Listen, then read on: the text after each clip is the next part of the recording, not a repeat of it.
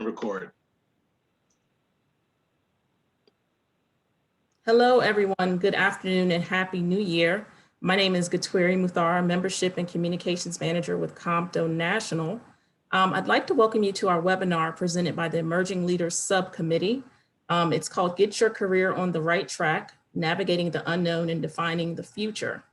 Before we begin, I'd like to review some webinar housekeeping items. If you're experiencing any technical difficulties, please send a chat message to the host. To submit questions for the Q&A portion of the call, please use the Q&A box. Questions will be answered at the end of the presentation. This call is being recorded and will be made available to all attendees. And finally, thank you for joining us. Next, I'd like to introduce you to Cyril Weems, co-chair of the Emerging Leaders Subcommittee. Cyril is also the Senior Vice President of Planet Moran Cressa. Cyril?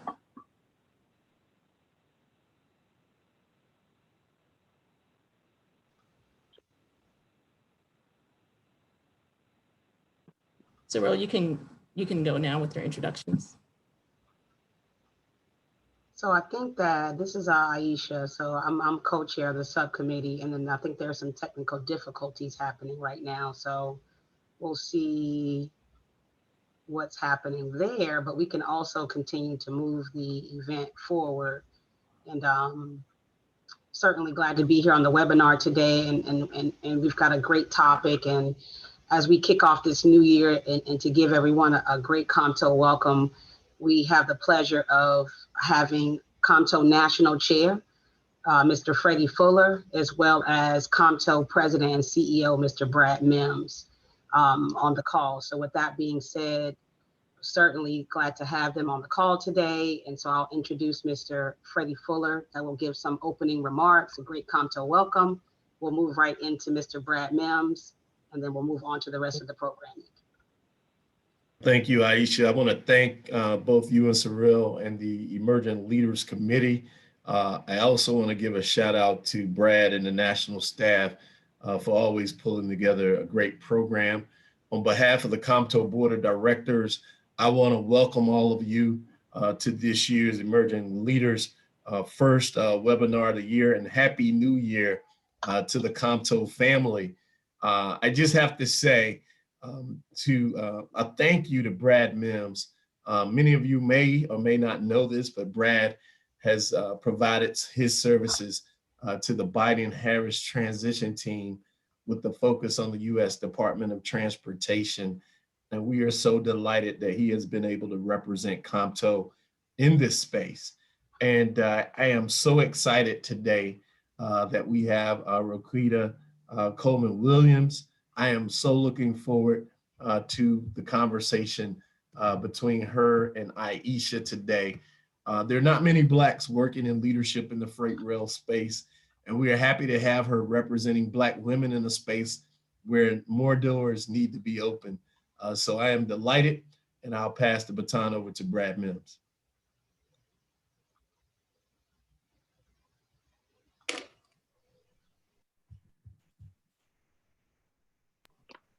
Hey, Brad.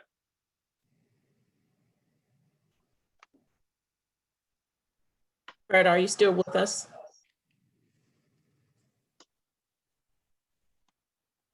Okay, let's proceed with.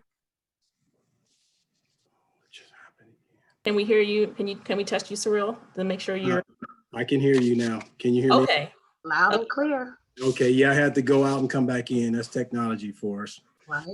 All right, so since Brad not's available, we'll let him chime in once he gets on, if that's fine with you guys. So, first of all, thank you guys. Thanks, Freddie, for, a quick welcome to all of our guests today. Wanted to let you guys know about the webinar today. So basically it's 2021, right? So we're trying to find our way to think about what the future looks like for us. 2020 was up and down for some folks. It was great for some folks. But the opportunity now is to talk about where we're headed for this year. We got a great webinar for you today. It's hosted by the Emerging Leaders Subcommittee. And the Emerging Leaders Subcommittee is basically a subcommittee to our membership committee. And we focus on basically providing resources and opportunities for all of our membership, whether that's a young professional, a manager, a senior manager, or an executive. Basically want to provide benefits to our COMTO membership. Don't have a large committee, but our committee is, basically comprised of what we call project managers. We have project managers for focus on our young professionals and providing services there, which is John Alexander and Whitney Morgan. For our manager level resource, we're looking at doing during the year, that's our webinars like what we're doing at the moment. Dee Mathis and Crystal Allen are project managers there.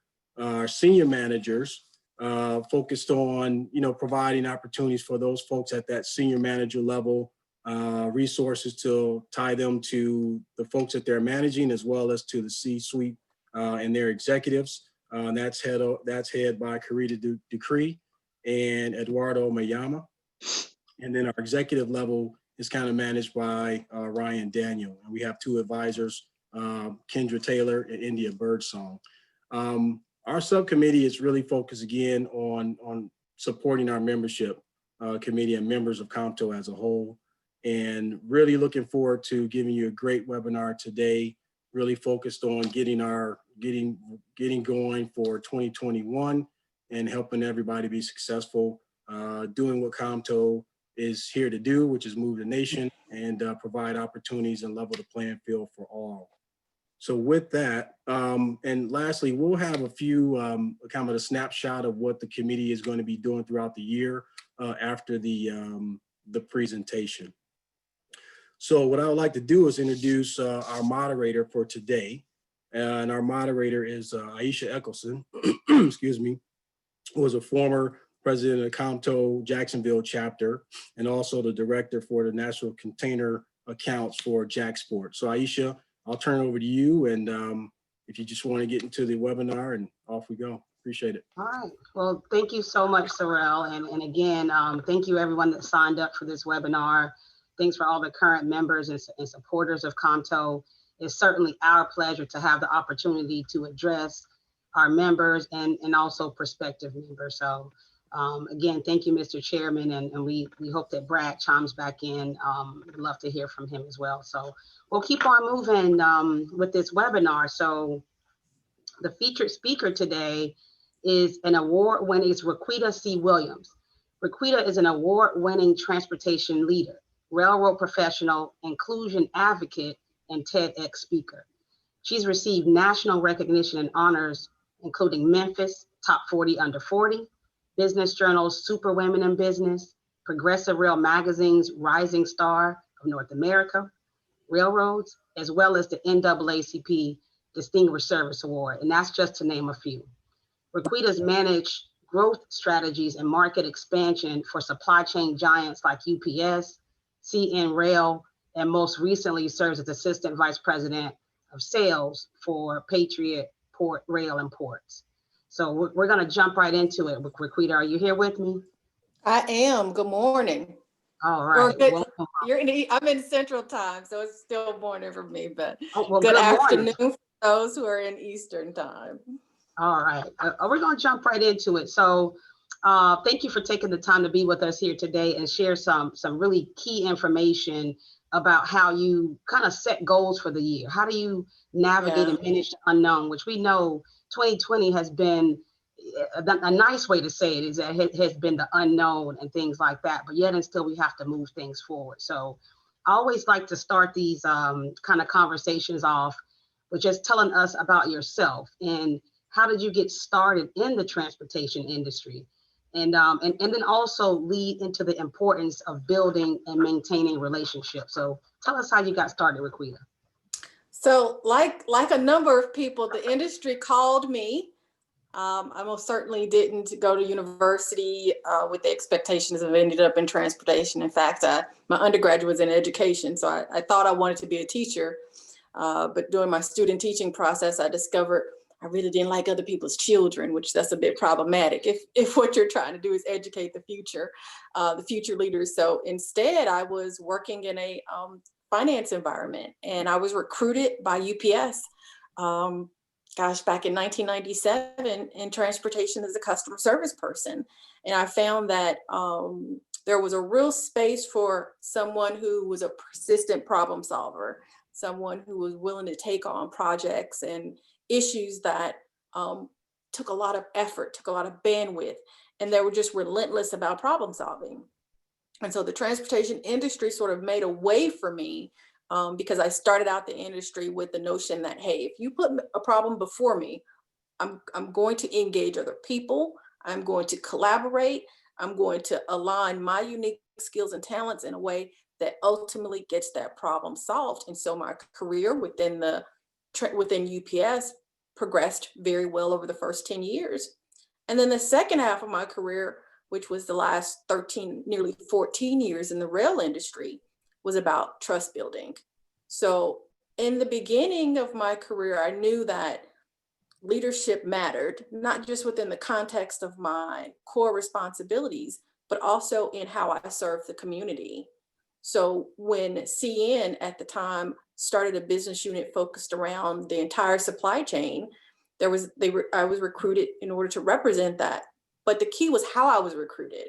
I was recruited because I'd build really good relationships and a network and reputation in the industry, such that when the recruiters started asking around about professionals in my market, I was the person I was one of the people that was recommended. So I can say for sure over the last 23, 24 years in this industry, all of me coming into the industry was a matter of relationship and just aligning my skills with what the industry needed the most. But more importantly, my advancement has been as a result of building trust and connecting and networking and being representative of the values that I have in the community. That's excellent. So you said a couple of key things. So even to step back a little bit, so we know COMTO is the first and remains the only multimodal organizations for minorities in the field of transportation, and that's all in every mode. So you and I are on the supply chain side of life, right? And so it's all connected as far as we focus on moving goods, but moving people. This is how COMTO continues to move the nation. So a couple things you said, and it's key because as you get started and as you grow into leadership positions, problem solving, right? And so one of the key things that we kind of go by, like if you solve your customers' problems, you've solved your own problems, you know? And so I think that being the person that's looked at as a problem solver, it goes across all scales, right? So people want to have help with what they're trying to get accomplished. And so it takes a development of a mindset to kind of get you there. So what are some of the tips, or what can you share with our listeners today about how you developed a mindset to set those goals, reach those goals, and really hone or develop a winning mindset? Yeah, so the first thing was ensuring that I was fully aware and fully informed around myself, my professional skills, my unique talents. And once I had that information, how does that align with strategic business objectives? So there is one thing to be a problem solver, right? Every company has an array of issues that you can run into. But what happens a lot of times is, particularly for people of color, is that the problems in which we're handed are ones that do not align with strategic business objectives. Therefore, you never get the visibility and you never build the currency you need in order to advance. So it's not just solving problems, it is making sure that the problems that you are agreeing to solve are ones that are going to have the maximum value for the company, but they're also going to have the maximum value for you as a professional. Understand. So that, you know, that could be difficult too. So like you said, and then when we look at how the Emerging Leaders Subcommittee structured, so tier 1 relates to young professionals, so entry level. And so doing some evaluation on yourself, right? Who you are, what are your values? You know, what do you want to bring to the table, and making sure that you know that first, and then you look to align it with that of an organization's. So a lot of times if you're just getting started, it's like, well, I'll take whatever I can get. Let me just get my foot in the door. So how would someone balance figuring out who they are and how their values align with an organization versus just saying, I got to get started somewhere. I need to kind of cut my teeth a bit and get some experience. So how would you navigate that? And then how would you have those discussions with your leadership to let them know where you are? Yeah, so you asked a couple really good questions. The first part is I would really challenge that notion that I have to start somewhere. I think that notion of starting somewhere is an outdated story that we've been told, and an outdated story that a lot of people of color say, well, I'll start at the bottom and work my way up. The reality of it is that you can't perform your way to the top. You can perform your way to the middle. You can do the work, you can deliver results, and you can align your skills and values to the greater good. You can do all of that and get to the middle. But the reality of it is that getting past that middle that's where the challenges are. And that's where it is 100% about the relationships that you've built. And not only the relationships that you've built, but building relationships with people who are willing to use their currency to move you forward. But to do that, you have to have an awareness around who you are.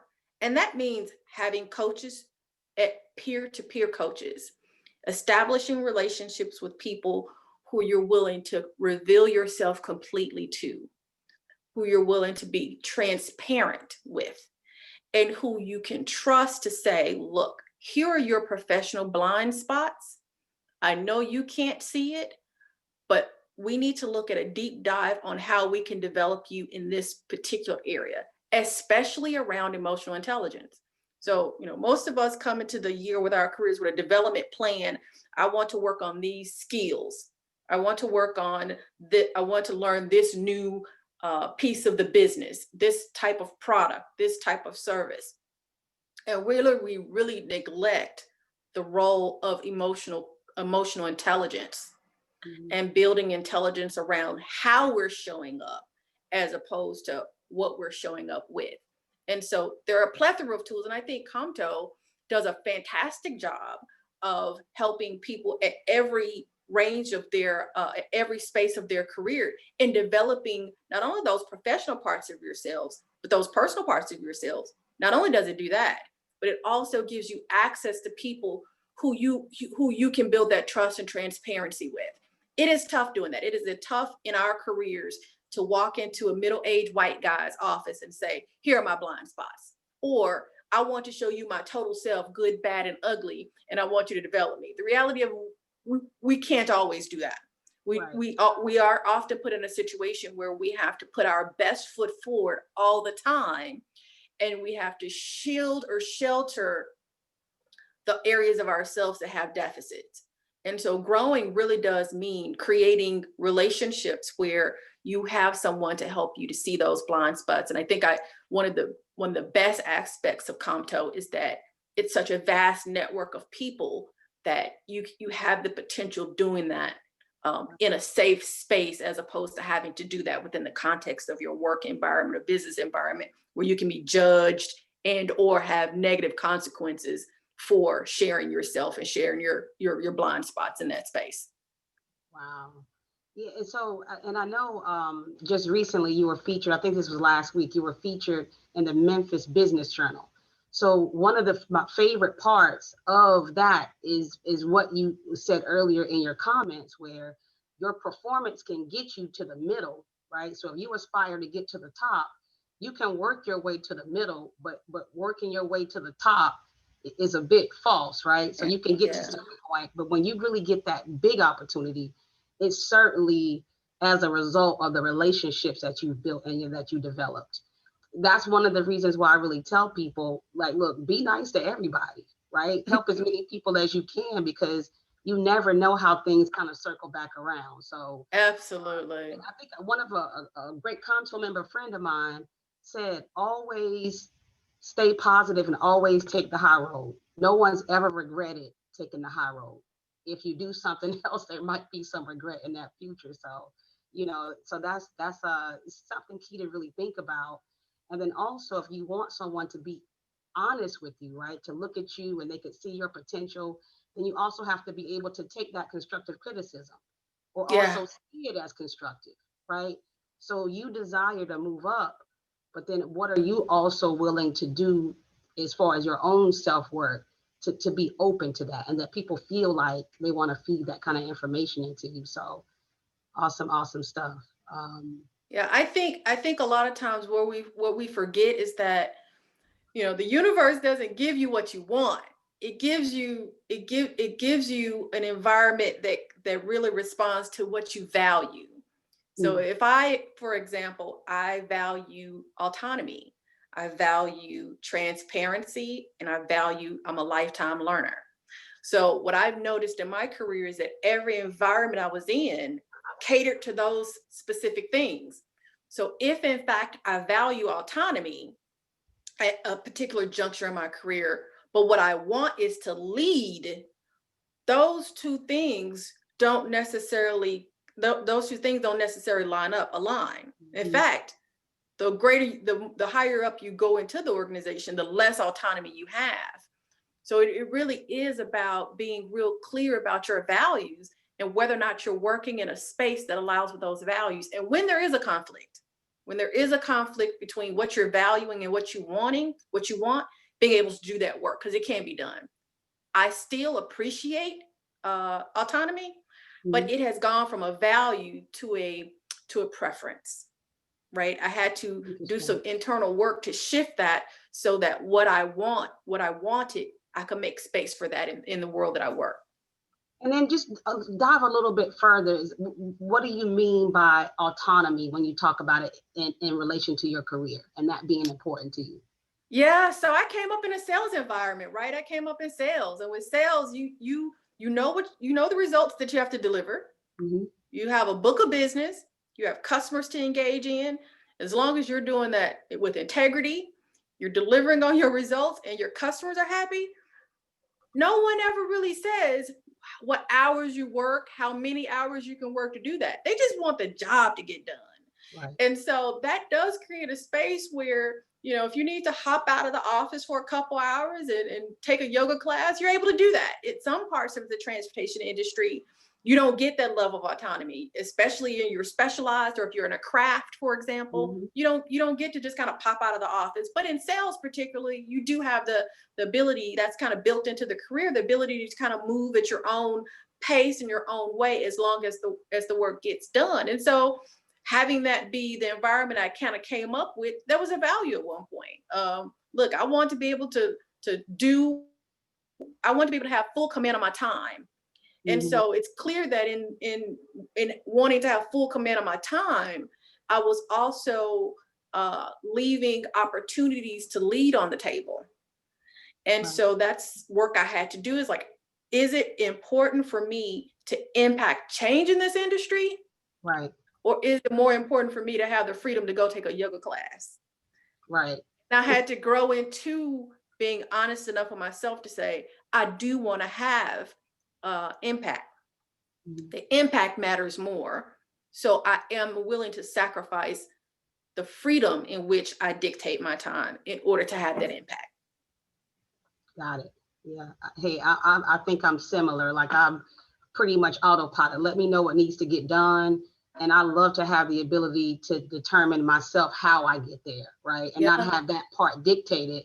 But, you know, different things for different people, and everybody doesn't have that. So if you're in like a complete kind of operations focused role, the nature of that job may not dictate that. So I think it goes back to what you said, really doing some diving into who you are, so you can also identify what type of environments you are best suited for you to strive in, or to see the best success in. So I think that's really important.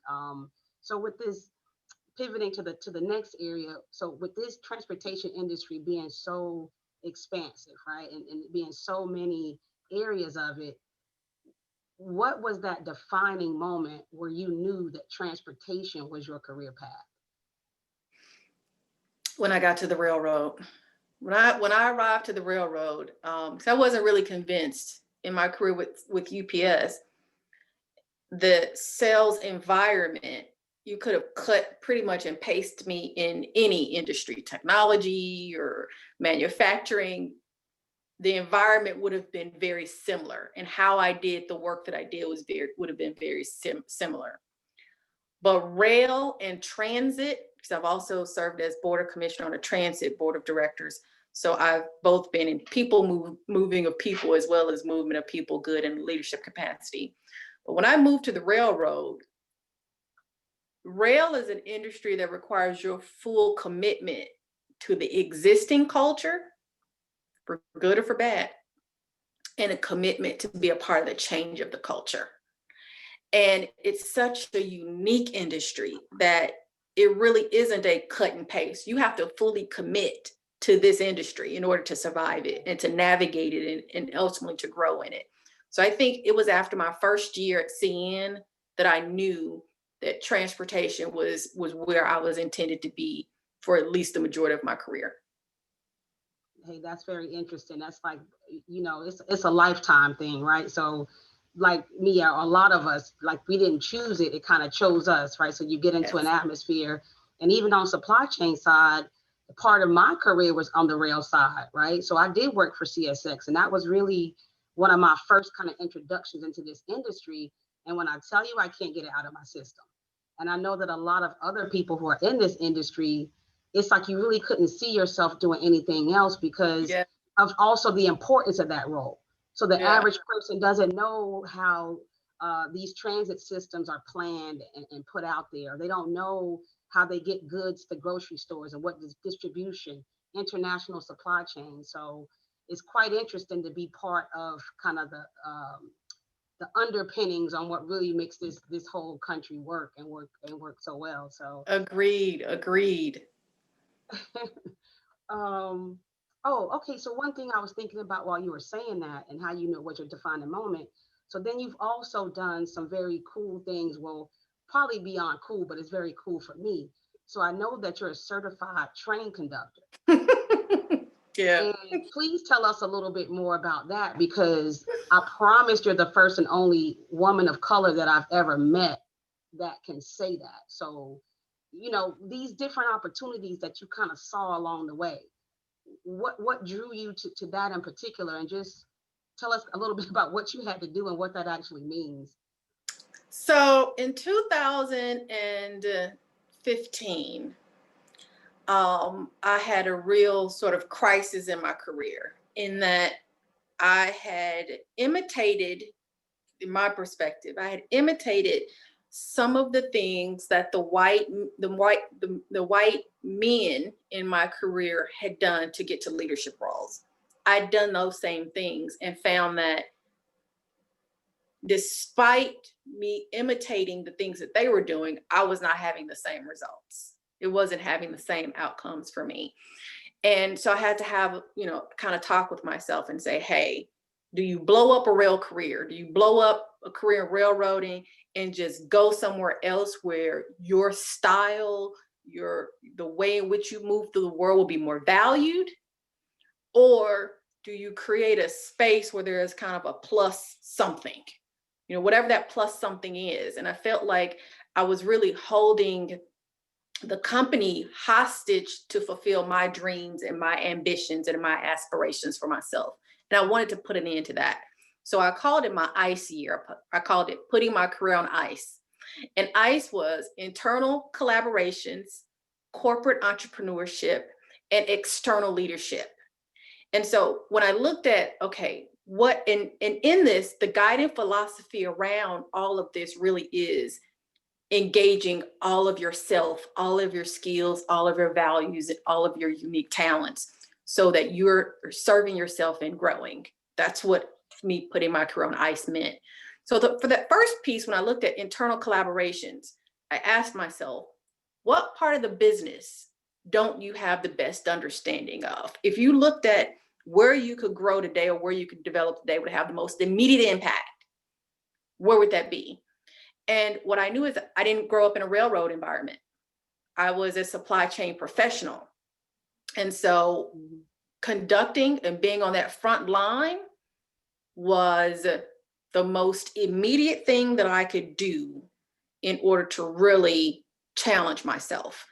Also, I knew that it would garner me the greatest respect, not only from the operations people who I was trying to negotiate services for on behalf of my customers, but from my customers themselves, and as well as my colleagues, right? It would show that I was a true railroader. So I spent a year in 2016 becoming conductor qualified. It was definitely very difficult. This is not a job that you can go in halfway for matters around safety.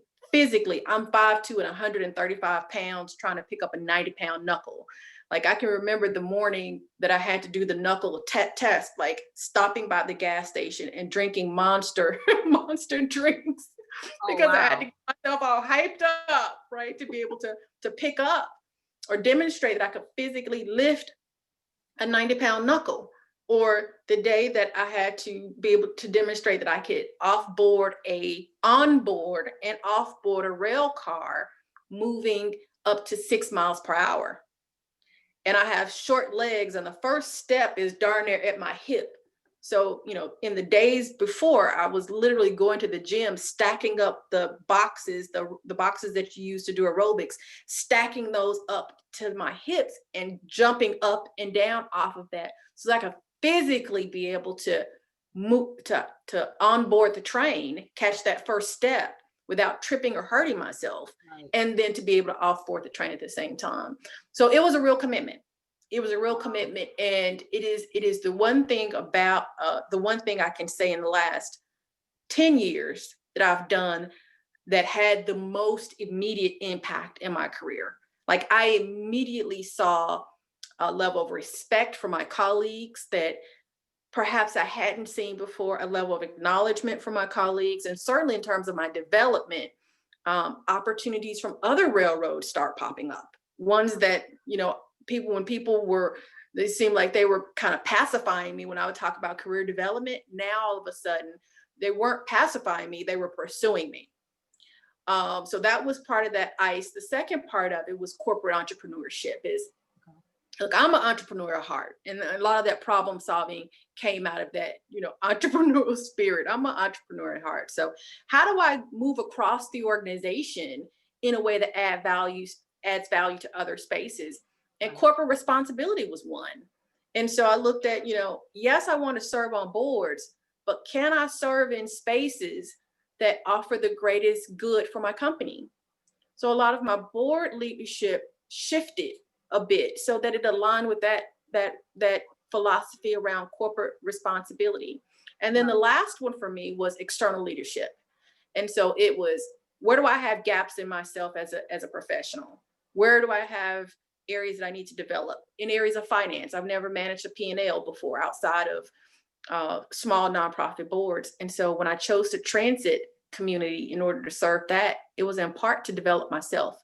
And I think that when managers especially go out to boards, you don't just go out to board looking at what makes you feel good or where you want to serve, but also consider, where am I not being developed in my core responsibilities? And can I use this board responsibility and this board service, this servant leadership, to fill that gap? If I don't have finance experience, if I don't have operations experience, perhaps I don't have marketing or sales experience, wherever that is, don't go into a board seat replicating yourself. Like, it would be silly for me to go into a board seat and ask to be on the marketing committee. Well, shut up. That's what I do for my work. That, because we talked about the importance of civic leadership when you're looking at what your planning is for yourself and your career future. But let me step back a little bit, because it was a lot of little nuggets and jewels dropped in there, right? And so if you could just go back and tell us, just summarize, what do you mean by ICE, right? ICE. So ICE is internal collaboration, corporate entrepreneurship, and external leadership. So that was just my acronym for. And that's a Roquita-ism, or did you get that? That's a Roquita-ism. Absolutely. It was, hey, like, either you're going to stay in this industry or you're going to go. So one more time. So internal communication. Yeah, internal collaboration. Internal collaboration. Corporate entrepreneurship. Corporate entrepreneurship. Okay. And external leadership. And external leadership. Yep. So where can you serve that matters? First is where can you collaborate? Where can you move within the organization that is going to have the greatest impact to you today, to who you are, to how you're showing up, to your growth and development? Where can you collaborate in another area? For me, as a sales and marketing person, it was operations. Go learn and conduct a train. And then corporate entrepreneurship is, what are you good at? What is it that you're dynamic at that you're unable to show up in your core responsibilities today? And for me there, it was corporate responsibility and public affairs. I have a passion for people. I have a passion for communicating. The company had a need for people who enjoy communicating, who enjoy doing this type of work. And so there was an opportunity for me to show up and have an entrepreneur spirit. Like, here's an area that needs support. It's not in my job description, but I'm needed. So let me show up there, because that's what entrepreneurs do. They show up where they're needed. And then finally is in that external leadership is when I choose to serve my community, choose to serve in spaces that help me grow towards the person I'm becoming. The future you. The future me. Of course, it aligns with my passion. Of course, it aligns with my purpose. But how does this servant leadership role also grow and help me develop towards the future me in my next steps? And so to bring it back in around to the subcommittee, so like I said, tier 1, entry-level professionals, tier 2, middle-level managers, tier 3, senior managers, tier 4 is the C-suite, right? So once you get into the CEO role, really, thinking about these things and how you're going to get there are really key, because then you can put the how to it. You just need to know what, right? You can figure out, how. But then that brings me back to another thing. For you, which feeds the other, or which is greater, your passion or your commitment, or how do they work together as it relates to how you establish goals and you go about accomplishing them? My commitment, right? So I'm not necessarily passionate about transportation. I'm passionate about my children. I'm passionate about showing up as the absolute best wife I can show up as. And I'm passionate about having a healthy body that does what I need it to do, right? So I'm passionate about yoga. I'm not passionate about trains. I have a commitment that since I have come this far in the industry, that I am going to leave it better than I came into it. That I'm going to make sure that there is a time when people look back on Roquita and be like, Roquita who? Because there's so many women of color doing this work that I don't even matter anymore. Right. One of the most heartbreaking things for me is when I do get a call for a feature because there's no one else, they don't know who else to call. That is heartbreaking for me, because that says to me, I've not done the work that I intended to do. I intended about 20 years of my career for there to be so many women of color or so many minorities thriving in this industry that I would be obsolete. Right. And since I'm not obsolete yet, that tells me that there's still work to be done. So that's what I'm working towards. I'm working towards my own obsolescence, right? I don't want to matter, because I want it to be so many people in this industry of diverse backgrounds and experiences that this is not a story that we continue to have to talk about. And you're absolutely right. So it feeds into really why we're doing what we're doing here today. So if we can share information, and like I'll go back and I always say, people are like, knowledge is power. Knowledge is power. I'm like, no, it's not. It's the application of it. Yes. First of all, you share what you know. That's powerful, and you apply what you know. But if you're not doing anything with information, then there's no power there. So these kind of conversations, these kind of connections, they're so key to keep things moving along. And and then I'll remind everybody, you can go ahead and put any questions in the chat function or the Q&A function, and we're kind of peppering them in as we go. And we'll also have some time at the end. So feel free to let us know what your questions are. So then going directly into this, so knowledge, application of knowledge, and having some desires or some ideas about where you want to go, where you want to be, but the environment's unknown, and the unknown can seem scary. Like, I don't know what my next job is going to be. I don't know what my next opportunity. I don't know what else is going to be crazy in this world that affects me, just my spirit. And I still have to move forward. So, it can be a very unnerving, you say unknown, it can be very unnerving, but you and I kind of touch base on the fact that that is the most exciting thing, though, right?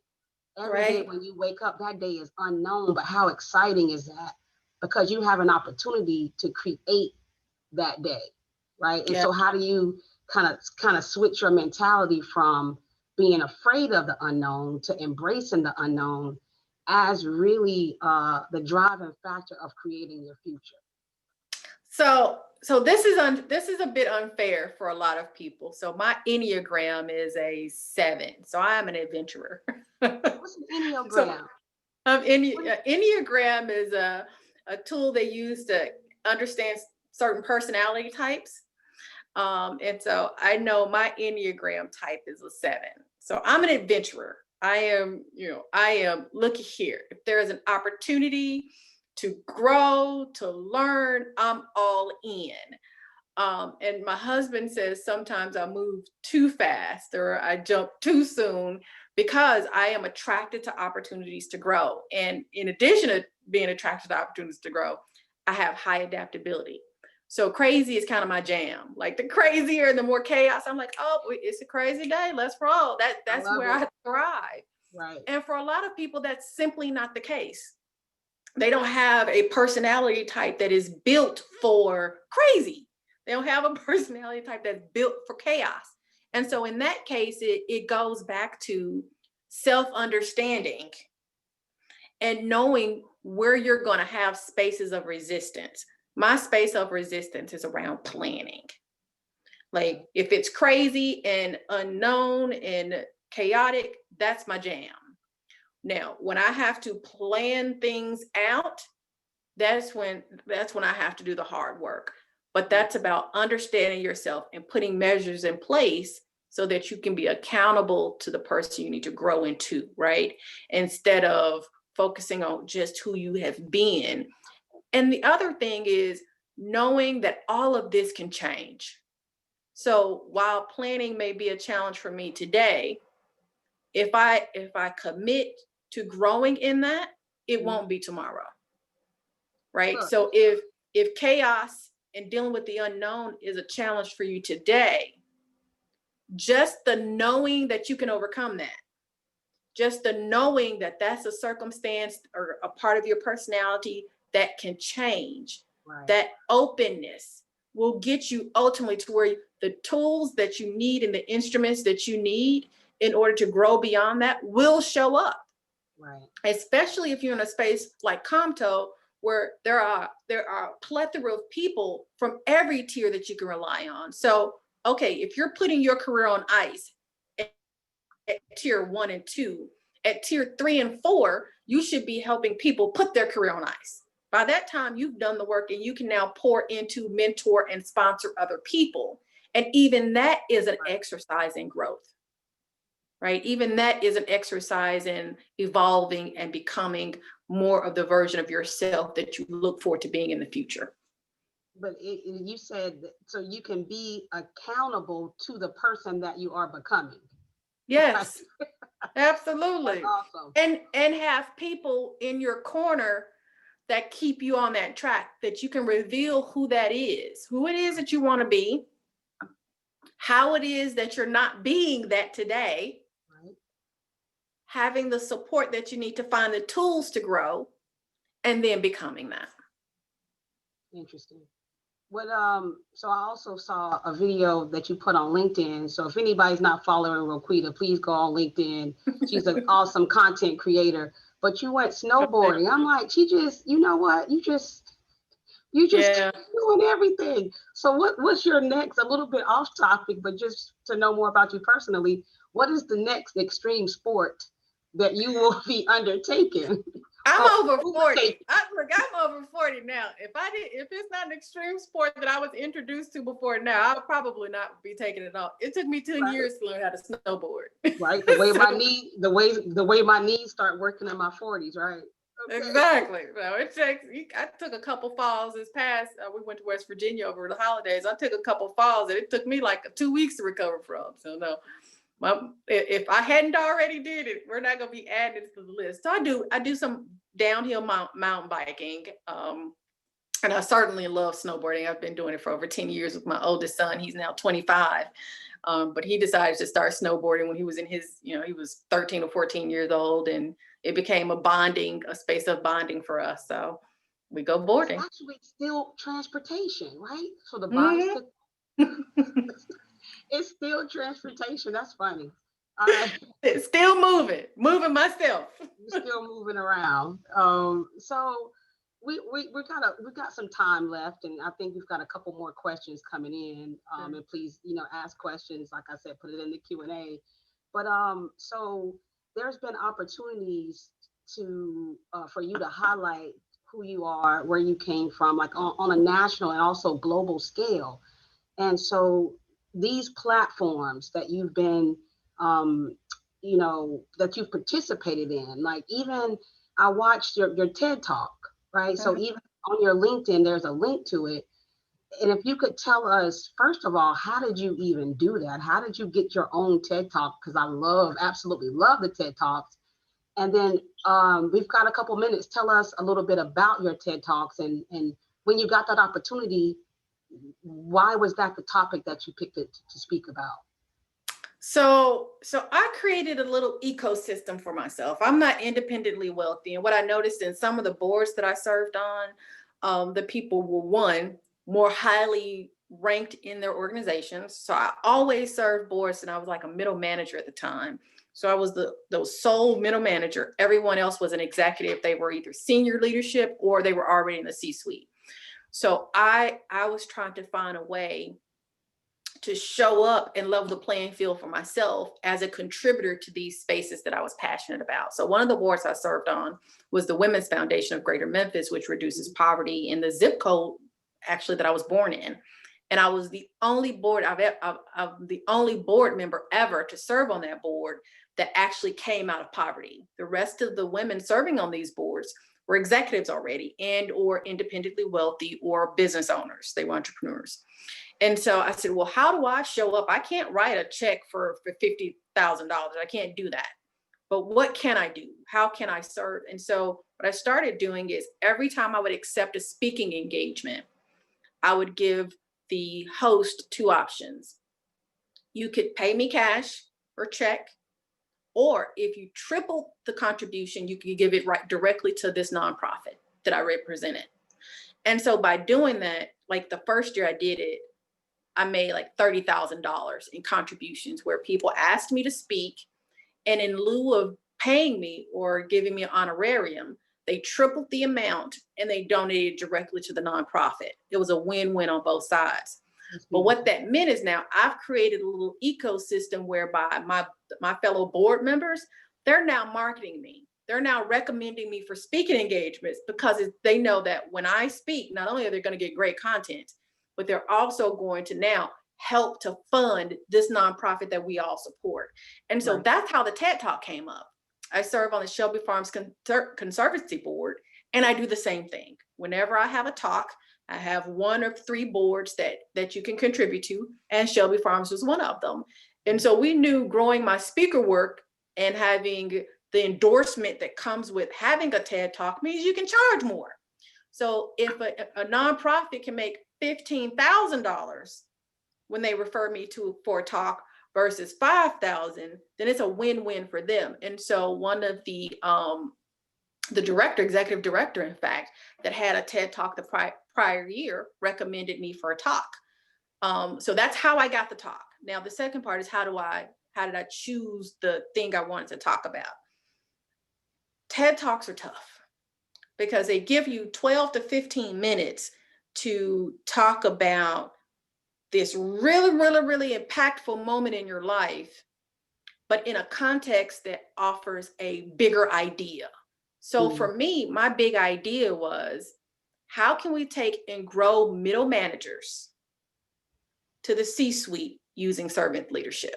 How can we line up, service on nonprofit boards? How can corporations encourage their middle managers to use that path as one for development? And if you use that path as one for development, the outcome could be a person like me, whereby you have a middle manager that is representing your brand in an amazing way in the community while growing.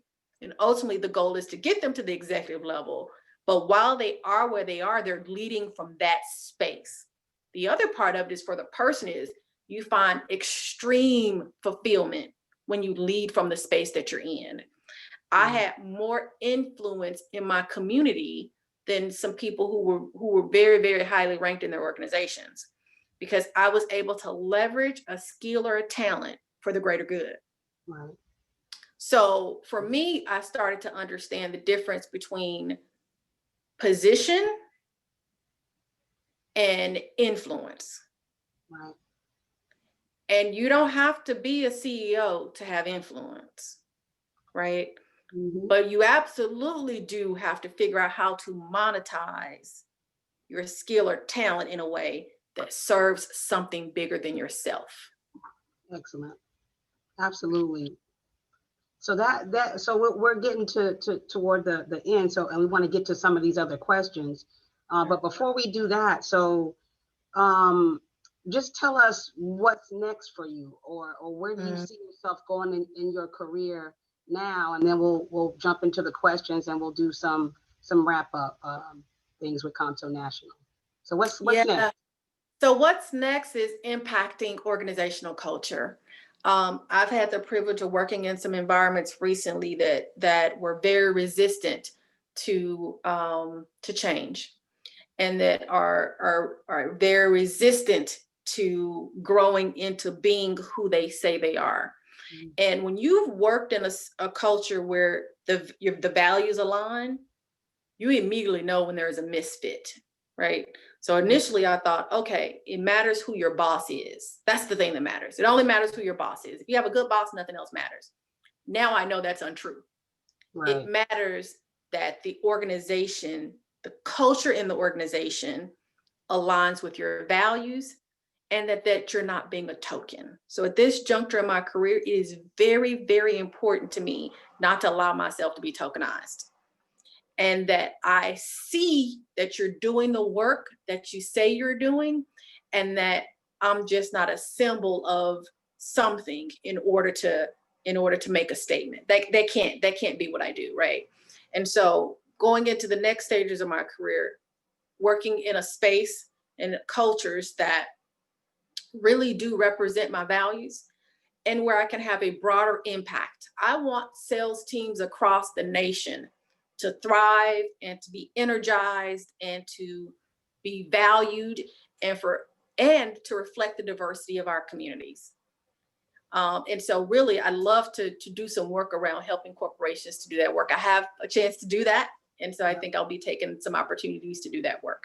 Hey, I'll be watching you, and let your COMTO family know what you need. And Absolutely. We're always looking, and we're always smiling, and we're always so proud of everything that you're doing.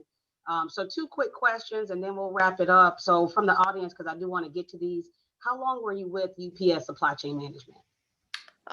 10 years. 10 years. Okay. Yep. 10 great years. 10 great years. I was minding my own business, and the railroad came a calling.